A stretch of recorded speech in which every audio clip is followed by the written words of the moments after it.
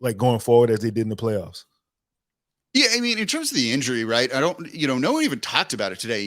And it didn't really come up, did it? I don't think. I was there for his interview and I don't think it got mentioned, which just tells you he's fine. This was not a big deal. This was not like, when he had the blood clot in his shoulder and there were bigger concerns. His pinky gets fixed. He doesn't play ball for a little bit. But again, if there's one person I'm not concerned about in the slightest, it's Brandon Ingram. He's still going to go and give you really close numbers to what he's done the past 3 years, which are all-star and most improved level type of numbers. He's going to be really good no matter what. I think in terms of what the offense is going to look like, that's still a little bit up in the air depending on how they're going to integrate Zion Williamson into it. But certainly they're going to have BI handle the ball and kind of be that point forward. He did it a lot with the Los Angeles Lakers too.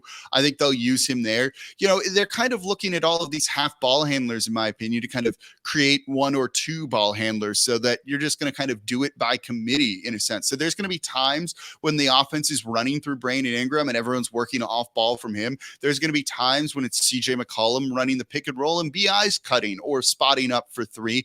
Then there's going to be times when it's point Zion as well. And we've seen the court gravity that he has in the past. They're just going to be able to throw so many different looks at a defense. And now with everyone being on the same page, and this is where things like the consistency that they're finally having, the same coaching staff 2 years in a row for the first time in David Griffin's tenure, for the first time in Brandon Ingram's tenure here in New Orleans, same for Zion too.